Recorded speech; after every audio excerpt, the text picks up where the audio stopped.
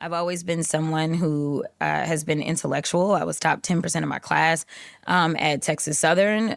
Sure, Jan. My first year in law school, I was always very much kind of digging in and wanted to understand. I was always the person that would bring the receipts and wouldn't back down. So, you know. You always clapping back, too? I was always, yeah, there was always a pushback. If I feel like I am right on something, I've always been very clear about that. I've always been someone who has been intellectual. I was top 10% of my class. You sure about that? I was having the conversations with people that were going out and committing crimes.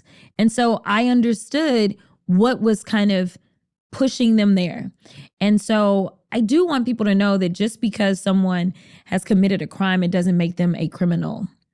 That is completely different. Being a criminal is more so about your mindset. Considering that the president right now is trying to obstruct on some very basics of let's just get a subpoena that says release all the information, I wouldn't be surprised, just like he obstructed the prosecution of one of his henchmen who took $50,000 in taxpayer dollars from undercover officers. I wouldn't be surprised if he sent a message and said, stop investigating. We're done with this. Epstein's dead. I don't want to hear anything else about it. Do you have any evidence of that claim? I have no idea. No, that's the whole point. The New York Post has a story today that has a headline that reads, "No-show boss from hell who terrorizes staffers," referring to you.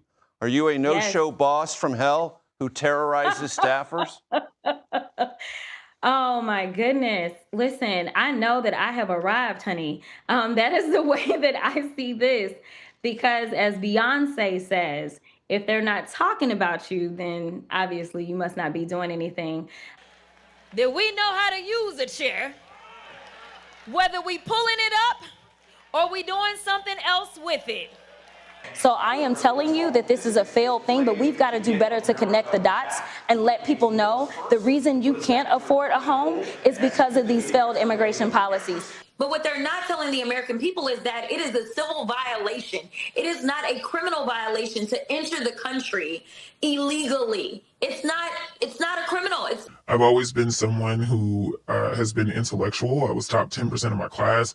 Now comes the part where we throw our heads back and laugh. Ready? Ready!